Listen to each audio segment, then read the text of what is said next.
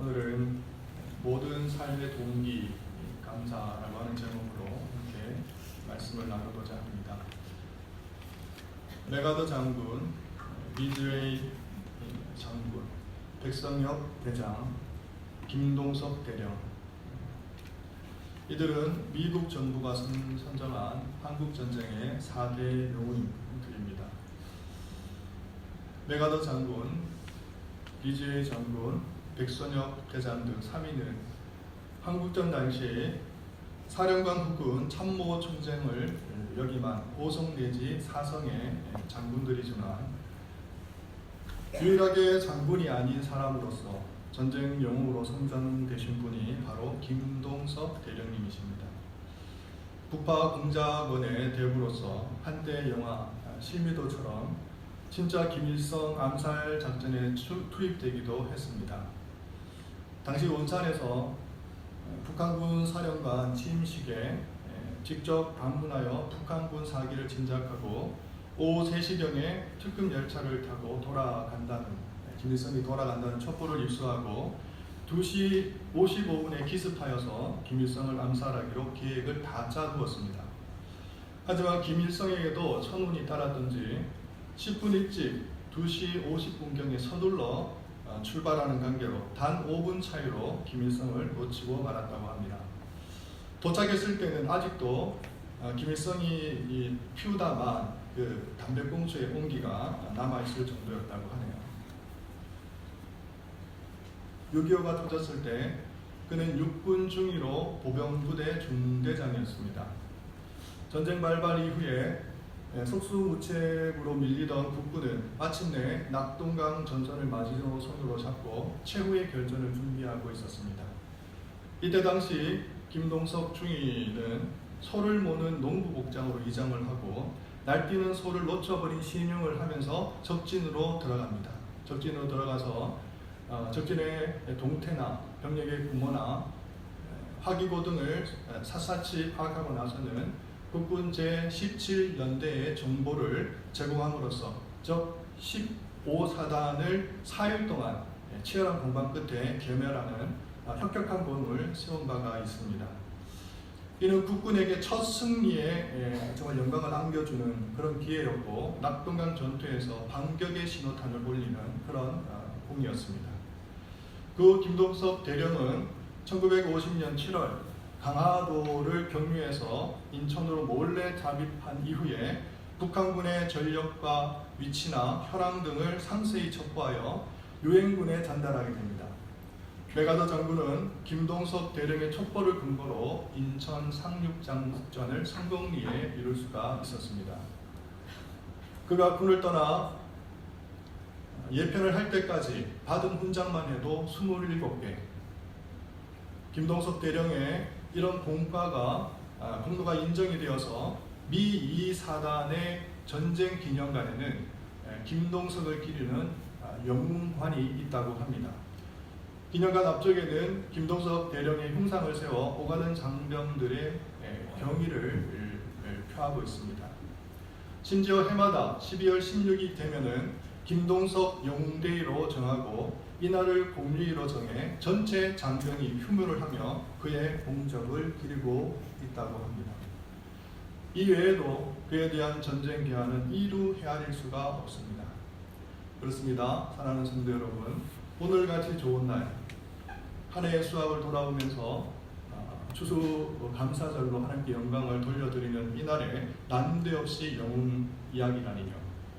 애국 보훈의 날도 아니고 말이죠. 하지만 오늘같이 좋은 날 하나님께 영광을 돌리는 추수 감사절을 맞이해서 이런 영웅에 관한 이야기를 좀 더 들려드리고자 합니다. 미국에 가보시면 수도 워싱턴 DC에 링컨 기념관이라고 하는 것이 있습니다. 링컨은 미국의 영웅 중의 영웅이죠. 미국 사람에게 존경하는 사람을 꼽아보라고 하면은 아마도 거의 모든 사람들이 링컨을 꼽습니다. 그만큼 링컨은 미국 사람들에게 있어서 존중받고 우러름을 받고 사랑받는 그런 인물입니다. 하지만 그가 살아생전 미국 제16대 대통령으로 집권을 할 당시에 강력한 독재를 행했다고 하는 것을 아는 사람들은 그리 많지 않습니다. 그런 미국의 분단을 막고 노예를 해방시키기 위해서 징집을 기피하는 자나 전쟁을 반대하는 자나 적을 이롭게 하는 자들을 무자비하게 군사재판에 회부하였습니다. 뿐만 아니라 자신을 비판하거나 반대하는 정치인들을 축출하였고 언론인들도 영장 없이 수천 명씩 체포 구금하였습니다. 그리고 전쟁을 통해 얼마나 많은 사람들이 전쟁터에서 그야말로 이슬로 사라졌습니까? 무려 120만 명이 죽었습니다. 이쯤 되면 우리나라에서는 독재자로 낙인 찍혀 마땅합니다. 전쟁 광으로 몰았을 것입니다. 기념관이 웬 말입니까? 온갖 비속어와 제목을 다 갖다 붙여다가 그의 공로를 무차별하게 비하하고 폄하했을 것입니다. 하지만 미국은 그렇게 하지 않습니다. 미국뿐만이 아닙니다. 수많은 선진국들은 그렇게 하지 않습니다. 그 나라에 수많은 영웅들이 있습니다. 그러나 백성들은 그들을 우러러보고 추앙하고 존경하고 사랑합니다. 물론 모든 영웅들에게 공관은 있습니다. 그렇지만 그 가오에 대해서는 간대하게 덮어주는 것이죠. 그러면서 그들은 시대성을 언급합니다. 그 시대에는 그럴 수밖에 없었다고 하는 것이죠. 그 시대에는 링컨이 정치인들을 축출하고 언론인들을 구금한 것이 옳은 일이었다고 판단하는 것입니다. 이것이 시대성입니다. 오늘날의 잣대로 그 시대를 평가하지 않습니다. 이런 어리석은 우를 범하지 않는 것입니다. 하지만 우리나라는 어떻습니까? 우리나라에는 영웅이 없습니다. 없어서 없는 것이 아니라 있어도 인정을 하지 않습니다. 기리지 않습니다. 기념하지 않습니다. 존중하지 않습니다. 그리고 누구나 다 할 수 있는 일이라고 그렇게 치부해버립니다. 나라를 건국했는데 천신만고 끝에 건국을 주도한 국부에 대해서 감사하는 마음이 없습니다. 존경하는 사람이 없습니다. 변변한 기념관조차 우리는 찾지 못합니다. 5,000년 동안 가난에 찌들어 벗어나지 못한 나라, 세계 최악의 빈국, 수천할 것이 없어서 여인의 머리카락을 잘라다가 가발을 만들고 쥐를 잡아다가 쥐털을 수출했던, 그래서 겨우 빌려온 차관을 갚았던 나라, 이런 나라를 50년 만에 고도 성장시켜서 먹고 사는 것은 물론이요 세계 10대 선진 대열에 오를 수 있도록 모든 기틀을 마련하신 분, 그분에 대해서 변변한 기념관 하나 없습니다. 나라가 기릴 만한, 국민이 기념할 만한 동상조차 하나 없습니다. 그러고는 시대성은 전혀 고려하지 않고 우리가 처한 공산 독재 집단과 대치하고 있는 분단 국가의 환경은 전혀 고려하지 않고 독재자니 압제자니 하면서 그의 공을 산산이 짓뭉개 버립니다. 안타깝기 그지없습니다. 모두의 제가 한국전쟁의 공을 세운 4대 영웅을 말씀드렸습니다. 그 중에 2명은 미국 사람, 메가더 장군 그리고 리즈웨이 장군입니다. 그 중에 2명은 또 한국 사람입니다. 백성엽 대장에 대해서는 많은 사람들이 알고 있으리라고 생각이 들어집니다. 그렇지만 김동석 대령을 아는 사람들은 거의 찾아보기 쉽지 않습니다. 그분이 없었다면 우리나라의 존립 자체가 불가능했을 텐데도 알아주는 이가 없습니다. 우리나라는 영웅을 만들지 않기 때문에 그렇습니다. 사촌이 땅을 사면 배가 아프기 때문에 멀쩡한 배도 없어요. 샘이 나서 아픈 것이 우리의 민족성이요, 남이 잘 되는 꼴을 보지 못하기 때문에 영웅을 영웅으로 인정하지 않고 꼭 부대접을 해야 되는 겁니다. 사랑하는 성도 여러분, 이 나라가 있기까지, 이 번영의 세대가 있기까지 목숨 바쳐서, 전론 바쳐서 희생한 선배들의 노고를 기억할 수 있는 우리들이 되기를 바랍니다. 그분들의 헌신에 감사할 수 있는 저와 여러분 되시기를 바랍니다. 아니, 사람에게 감사하지 않고, 보여지는 사람에게 감사하지 않고, 어떻게 보여지지 않는 하나님에게 감사할 수 있단 말입니까? 저는 그런 일을 알지 못합니다. 오늘 추수감사주일을 맞아 한 해를 돌아보며 하나님께 감사제를 올리는 이 자리에 앞서서 먼저 우리 앞서 살아가신 우리의 선배들, 우리의 영웅들에 대해서 먼저 감사할 수 있는 저와 여러분 되시기를 바랍니다. 감사에 대해서 계속해서 말씀을 이어가도록 하겠습니다. 로또 복권 아시죠? 인생 역전의 행운을 기대하면서 많은 사람들이 종종 이 로또 복권을 구입해 갑니다. 이 로또 복권에 1등으로 당첨된 사람들에게는 공통적으로 나타나는 현상들이 있는데요. 그것은 다름 아니라 바로 넘치는 감격과 벅찬 기쁨입니다. 왜냐하면 로또 복권 1등에 당첨된다는 것은 아무에게나 허락되는 행운이 아니기 때문에 그렇죠. 이런 현상은 비단 복권 당첨 때에만 볼 수 있는 것은 아닙니다. 우리가 흔히 연말이 되면 TV를 통해서 각종 시상식을 보게 되는데요. 연예인들을 위한 많은 시상식이 있습니다. 이때 상을 받은 연예인들에게 공통되게 나타나는 현상은 바로 기쁨과 감격이요 무한한 감사입니다. 부모님께 감사하고 함께 수고하신 스태프들에게 감사하고 사랑해준 팬들에게 감사를 전합니다. 그것은 아무나 받을 수 없는 상을 바로 자신이 받았기 때문이요 아무나 설 수 없는 자리에 자신이 설 수 있었기 때문일 것입니다. 이처럼 아무나 받을 수 없는 것을 받고 아무에게나 허락되지 않는 것을 허락받았던 사람들에게는 예외 없이 공통적으로 나타나는 현상이 있는데 그것은 다름 아니라 감격하고 기뻐하면서 지극한 감사를 올린다는 것입니다. 이것은 우리 신앙생활에 있어서도 마찬가지입니다. 그럼 먼저 본문 말씀 38절부터 보겠습니다. 우리 함께 읽겠습니다. 38절입니다. 내가 하늘에서 내려온 것은 내 뜻을 하려함이 아니요 나를 보내신 이의 뜻을 행하려 함이니라. 주님을 향한 자기 정체성입니다. 주님은 자신을 어떻게 이해했느냐 하면 본인의 뜻을 이 땅 가운데 실현시키는 것을 목적으로 이 땅에 오신 것이 아니라 이 땅에 오신 것은 아버지의 뜻을 이 땅 가운데 실현시키기 위함이라고 스스로 밝히고 있습니다. 바로 성부 하나님의 뜻을 이루어 드리기 위해서 이 땅에 보내심을 받았다고 하는 것입니다. 그렇다면 예수님은 이 세상에 내려보내신 성부 하나님의 뜻은 무엇일까 궁금해지는데요. 이 39절을 보겠습니다. 39절 40절입니다. 함께 읽습니다. 나를 보내신 이의 뜻은 내게 주신 자 중에 내가 하나도 잃어버리지 아니하고 마지막 날에 다시 살리는 이것이니라. 40절입니다. 내 아버지의 뜻은 아들을 보고 마지막 날에 내가 이들을 살리리라. 그러니까 아버지의 뜻은 다른 것이 아니라 아들을 믿는 자마다 이들을 잃어버리지 않고 영생을 얻을 수 있도록 구원하신다는 겁니다. 아버지의 뜻은 이것입니다.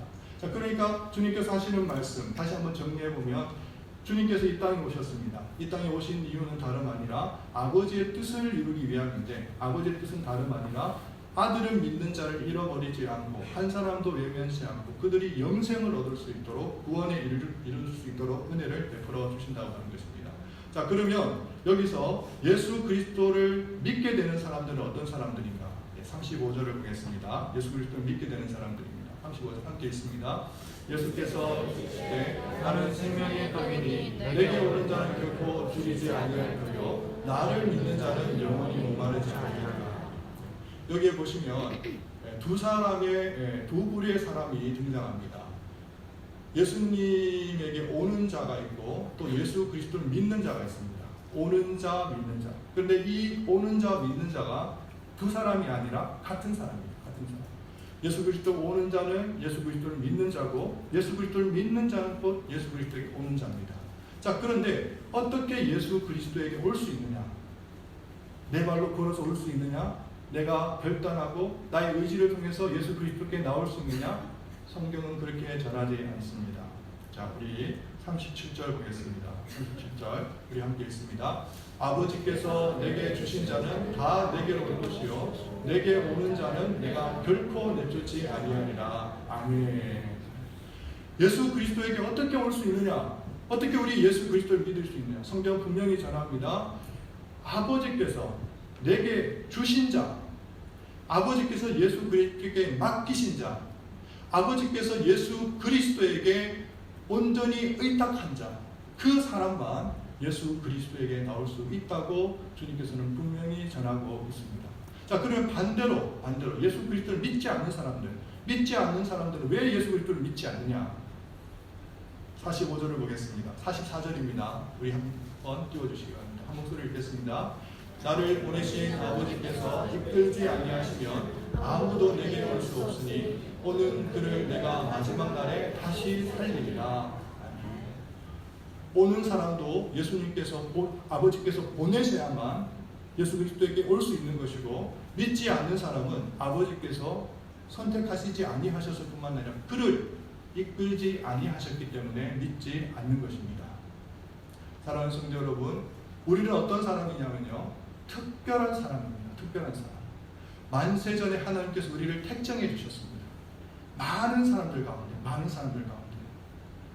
우리를 택정하셨을 뿐만 아니라 우리를 예수 그리스도에게 이끄셨을 뿐만 아니라 예수 그리스도에게 주신 바 되었을 뿐만 아니라 우리가 구원을 얻을 수 있도록, 우리가 잃어버린 바 되지 않도록 하나님께서 우리에게 은총을 베풀어 주셔서 마지막 날에 우리를 살리리라. 영원한 하나님의 복락 가운데 우리를 초대하신다고 약속해 주시는 것입니다. 사랑하는 성도 여러분, 우리가 어떻게 구원을 받을 수 있었느냐?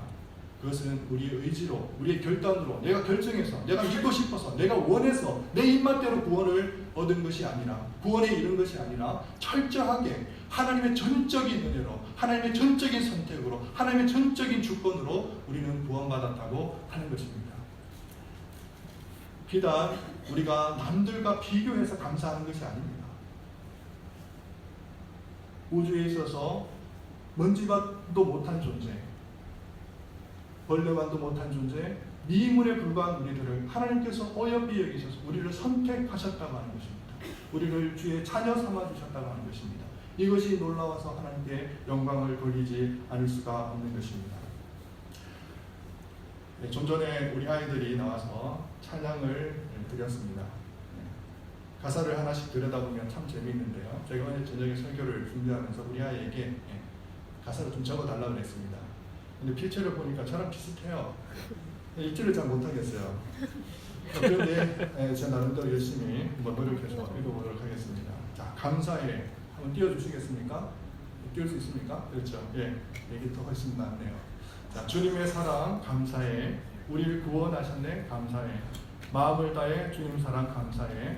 자, 계속해서 감사해. 맛있는 음식 감사해. 예쁜 인형 주셔서 감사해. 앞니 새로 났네 주님 사랑 감사해. 항상 돌봐주시고 늘 인도해 주시고 그 사랑 난 알아요. 두비두비두비 8번 반복. 자, 계속해서 멋진 롤러스케이트 감사해. 멋진 장난감 감사해. 주님 언제나 좋은 거 주셔요. 이렇게 되어 있습니다. 얼마나 사소한 부분까지, 디테일한 부분까지 감사를 드립니까? 어린아이들이 앞니 새로 난 것 때문에 감사하고, 롤러스케이트 생긴 것 감사하고, 장난감 생긴 것 감사합니다. 사랑하는 성도 여러분, 우리 아이들처럼 우리도 모든 면에 있어서, 모든 것에 있어서, 모든 영역에 있어서 그야말로 범사에 있어 감사하는 저와 여러분 되시기를 바랍니다. 따뜻한 한식도 주신 것 감사하고, 사랑하는 가족들 주신 것 감사하고, 우리 예감교회에 출석하게 된 것 감사하고, 좋은 동네 살게 된 것 감사하고, 우리가 말할 수 있게 된 것, 생각할 수 있게 된 것, 걸어 다닐 수 있게 된 것, 이 모든 것들을 감사할 수 있는 저와 여러분 되시기를 바랍니다. 그러면 우리가 어떻게 감사하는 삶을 살 수 있는, 이것만 말씀드리고 마무리를 짓도록 하겠습니다. 추수감사라고 하는 것도 수많은 감사 중에 또 다른 감사의 일종입니다. 우리가 여러 가지 하나님께 감사드릴 제목들이 많은데 그 중에 추수감사, 1년 동안 우리 가운데 복식을 주시고 또 먹을 양식들을 주셔서 또 다른 한 해를 살아갈 수 있도록. 그런데 그 사람들이, 그 대상들이 누구냐면요, 단지 우리 한 사람이 아니라 여러분, 이 지구상에 몇 명의 사람들이 살아가는 줄 아십니까? 70억의 사람들이 살아갑니다. 그런데 이 70억의 사람들이 또 다른 한 해를 살아갈 수 있도록 하나님께서 1년 동안, 하나님께서 지난 한 해 동안 복식들을 무수히 연결게 하시고 결실케 하셔서 오늘날 이 시간에 하나님께 감사의 영광을 돌려드리는 겁니다. 이게 추수의 감사절의 의미입니다. 그런데 우리가 하나님 앞에 감사드릴 수 있는 삶은 어디서부터 출발되어지느냐? 수많은 감사 제목들이 있죠. 우리가 감사할 것들이 너무나 많습니다. 이 감사를 할 수 있는 사람들이 실제 우리의 삶이 더 풍요로워요. 더 윤택합니다. 더 아름답습니다. 더 강택이 납니다. 감사하지 않는 사람들은 지혜로운 사람이 아니고, 감사하지 않는 사람은 정직한 사람이 아니고, 감사하지 않는 사람은 겸손한 사람이 아닙니다. 감사하지 않는 사람은 순종하는 사람이 아닙니다. 감사하지 않는 사람, 지금 사랑하는 사람은 없습니다. 다시 말씀드리면 감사로부터 모든 사람들이 동력이 생기고 동기가 발동하는데, 이 모든 감사들이 어디서부터 출발되어집니다. 다름 아니라 우리가 특별히 하나님으로부터 선택받았다고 하는 이 감사로부터 출발하는 것입니다. 내가 구원받았고, 내가 선택받았고, 하나님 아버지로부터 예수 그리스도에게 주신받고 맡겨주셨다고 하는 이 구원의 감격으로부터 모든 감사가 흘러나오고, 이 모든 감사들을 통해서 우리 삶들이 더욱더 풍요로워지는 것입니다. 사랑하는 성도 여러분, 이 정점에 있는, 이 핵심에 있는, 이 중심에 있는 이 감사를 놓치지 않기를 원합니다. 이 감사를 할 때 우리의 모든 삶들이 더욱더 풍요로워지고 아름다워진다는 이 변치 않는 이 진리에 여러분의 믿음을 꼭 심으시고 늘 감사하실 수 있는 저와 여러분 되시기를 바랍니다. 기도하겠습니다. 사랑과 은혜가 풍성하신 하나님 아버지, 오늘 이 말씀을 통해서 감사하는 자들이 되기를 원합니다. 하나님, 우리의 순조들로 인하여서 감사할 수 있게 해주시고, 오늘의 지금까지